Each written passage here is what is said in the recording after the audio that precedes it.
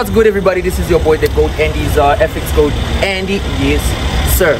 So basically guys, today's lesson will be about money management. The reason why I saw this very important is the fact that after coming across a lot of students, I understood that the difference between all of them, it has to do with how their psychology is based off treating money and how to maintain having money.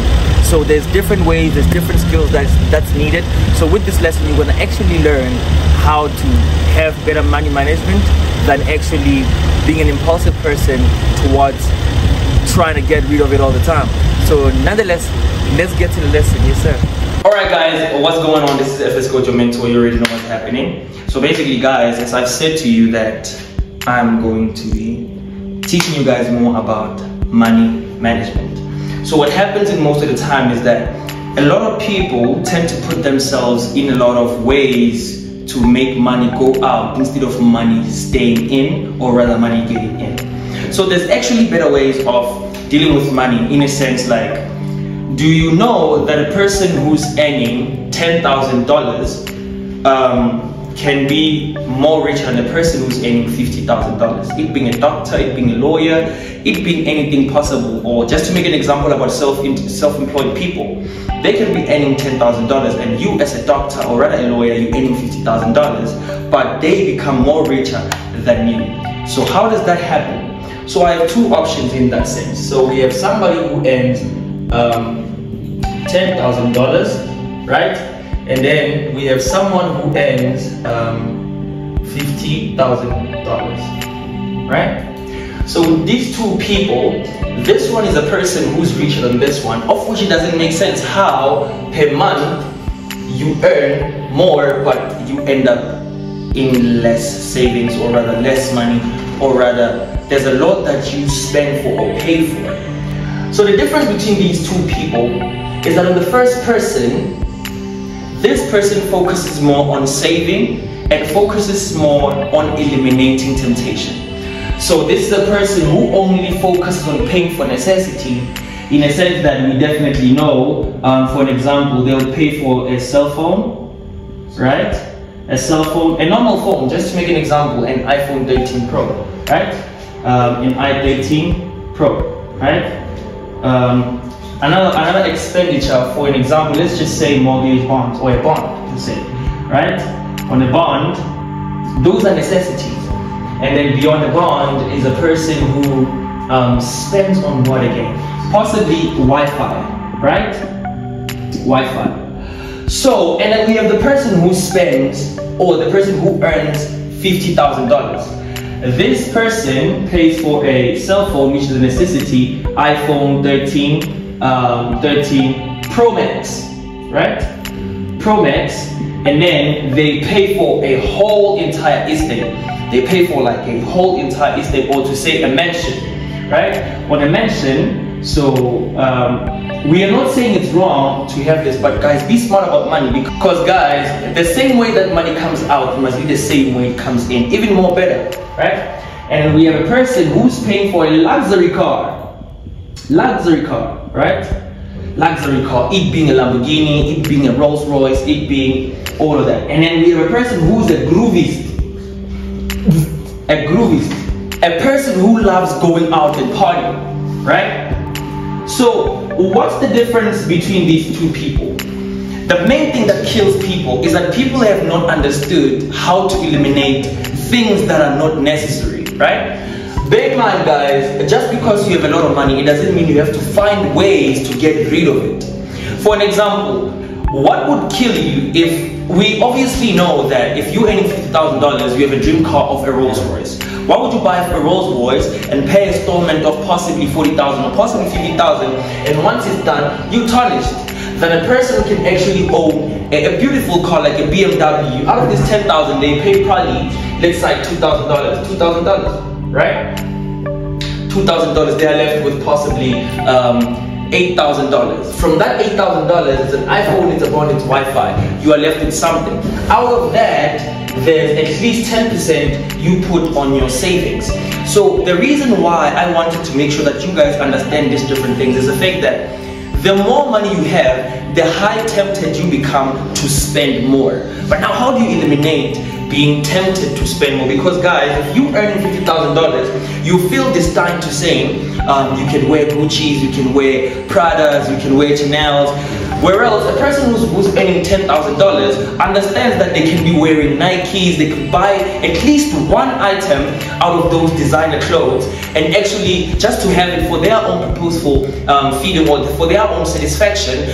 But not like this person who earns $50,000 that definitely know that they have to have that. The minute it becomes a necessity, it has to really stress you out, because now the more you have debts, that's the more you become slave to working, because you work more to make sure that your debts are paid. After your debts are paid, you only realize you're only left with the $1,000. From this $1,000 still, you love partying, you love everything, that when the month ends, you have genuinely no peace of cent. So what I'm trying to teach you guys over here is a two-factor thing. In the two-factor, what I'm saying is you need to find ways of how to eliminate spending money. Now, how do we do that? How do we do that? So basically, I myself have initiated a system of how I'm going to punish myself based off how to save more money, right?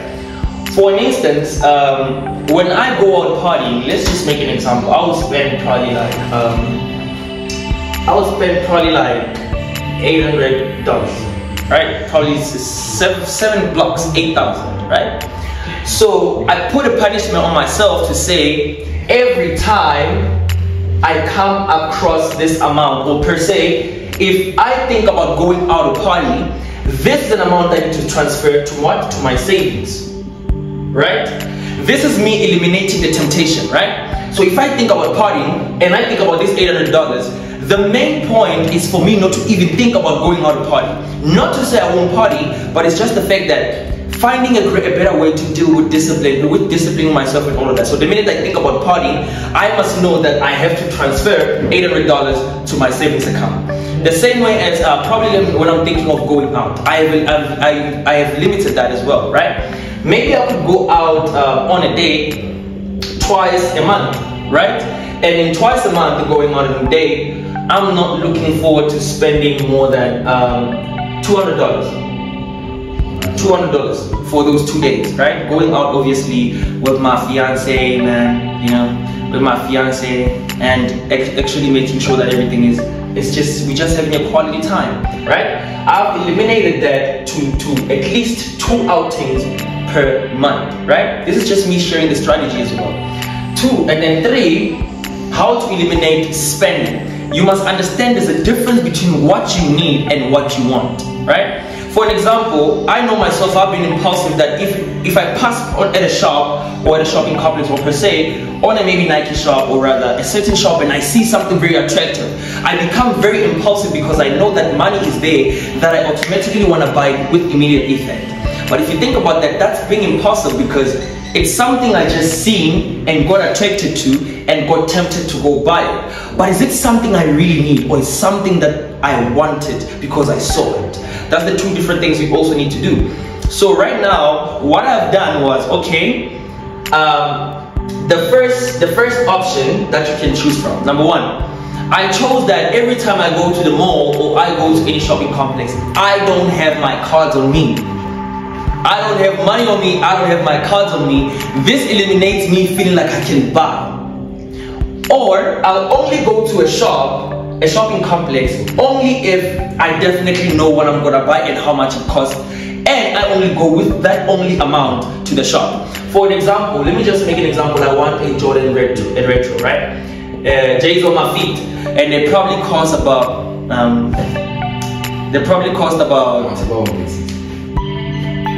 retros. Yeah. 1,600. Okay. They probably cost about 1,600, right? I'm only gonna go to a shopping complex having the exact amount that I'm gonna buy the shoes with. Then I'm done. So you gotta keep it like that. That's gonna help you save money. But now, as well, coming into trading, right, guys? We all know that the main purpose for the market makers is to make us not to win in Forex, right? The main purpose is to make us not win in Forex, so we gotta keep it in that state. So in a sense that you also need to discipline yourself towards funding accounts. The problem we have with a lot of traders is the fact that everybody feels obligated, or rather the necessity, to fund an account even after they've blown accounts multiple times. For an example, you can fund now, and then tomorrow you see the market is beautiful, you fund, you blow again. Next time you fund the market, you blow again, etc., etc., etc. It ends up becoming a repetitive cycle that you only looking for money to fund, that you're not even having anything or anything saved in your account, and then you start suffering. You can't get food, you can't buy anything for yourself. That's where it turns out whereby we get people saying, hey mentor, I just blew my account, can you please fund me? I blew my last money, what. The question is, why are you even funding if that's your last money? It doesn't generally make sense. Why are you funding if that's your last money? So have discipline towards funding an account as well. For an example, let me just make an example that you get $1,000 per month, right? If you get $1,000 per month from your parents or something like that, obviously you purchase FX Gold course, which is 250 NASDAQ, and then which is again 300 USD for currencies, right? This is a once-off payment. After you purchase this, you are left with 800 USD, right? You are left with 800 USD. While you learn, you make sure you put in aside at least a young $150 on the side. Once you remove that 150, how much are you left with? You are left with $650, guys. I'm teaching. You are left with $650, right? Once you are left with $650, you decide, okay, what am I taking for my savings? Maybe you can minus something like, let's just say 250, right? 250, and then you are left with 400, right? You are left with 400. This 400 is where you look for groceries and stuff like that. You already have something saved. You already have money to put aside to make sure that you compound your money until it gets to a big account. Or if you, once this is left, you can decide whether you want to fund a $100, or maybe you can take 200 on the side for funding an account, and then break this 200 into two, which will give you $100 per account. This means you try to grow the first $100. If you blow it, you take a step back from the market, right? You take a step back from the market, you look at what the market is doing, you look at the reaction, and once you feel like the market is back into normal conditions, that's when you can fund another $100. And then you can possibly flip it to any amount. But if you blow it again, just make sure that you cancel trading for that entire month. Otherwise, it will cause you to go back to the 200 that's left on your account, and then you want to trade it, and then you will keep losing, you keep losing, you keep losing. The problem with people, we fail to understand when it's our time to not to trade. Guys, not every day is a trading day. Not every day is a market day. Sometimes you just gotta chill, watch the markets, analyze, trade. Up until you feel that the market is back into normal conditions, don't even place a single trade, because you are only deciding yourself 2 losses. So that's what I felt like I needed to teach you guys, because spending habits are very, very toxic. Spending habits are very toxic. You can't say you want to be wealthy, but at the same time, you still spend a lot. That's gonna eliminate you guys, I'm talking. That's gonna eliminate you from actually compounding your amount, or per se, that's gonna eliminate you from being wealthy, because when money comes in, there's always ways for it to go out. You get $50,000, you pay a car $20,000, you are left with 30. On that 30, you pay a house, that's an estate, a big mansion, you paid probably $15,000, you are left with already $35 is out. Right? Already $35 is out, you are left with $15,000. On that $15,000, you pay for a phone, per se. Let's just make an example. Wi-Fi's and all that, they just cost you compounding to $5,000. $40,000 is gone, you are left with $10,000. In that $10,000, you have maintained a lifestyle that you are up there and you have set a standard that's beyond what you earn, and now you need to go shopping all the time, you need to go drink all the time, go out partying, that every time when it's month end you are always on a zero. And then you ask yourself, how come does the person who earns $10,000 always have money than the person who earns $50,000? It's because of eliminating unnecessary things. And actually the reason is you need to be smart about your money and differentiate between things you need and things you don't need. What I've came to understand is eliminate debt. That's the true fact. Don't always find something to make your money come out. Always find something that's going to bring money into your account. For an example, investing. For an example, investing in yourself, because you know if you invest in yourself, you're going to definitely compound and compound more and more and more. That's what you need to do. So guys, I wish everybody took that lesson and actually understands the difference, and now you will manage your money better. The first question every time you gotta ask yourself is, do I need it or do I want it? And then if it's gonna be a liability from your account, then don't do it. If it's gonna be a liability, unless it's a basic, guys, I won't stop you from buying Wi-Fi. I won't stop you from buying a phone. That's a necessity, right?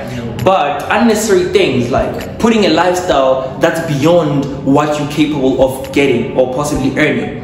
Build a lifestyle that's actually average with what you're earning, or that's a little bit at least below. For example, guys, look at Jeff Bezos, look at Elon Musk, look at the most richest people. They dress so simple that you would question yourself, how come do you become that humble when you have such money? The reason is because it's not necessary for you to overspend on unnecessary things. Why would I want to spend over 25,000 for a lousy boot of Gucci, where I can just actually get a nice boot that's even more cheaper? But then there's a certain levels as well, guys, that you grow till, because the more money you get, the more you can actually get your things, the things that you wanted, better, right? For an example, if you now earning right about $200,000, what would be wrong about buying a young Gucci? What would be wrong about buying a young Louis Vuitton? What would be wrong about getting a Lambo? What would be wrong? Because you are able to get that kind of amount at that time. It's lifestyle that's average with what you're earning. Don't build a lifestyle out of something that you can't maintain. Nonetheless, I hope the lesson was quite clear, guys. Nonetheless, this is Coach, your mentor, signing out. Yes, sir.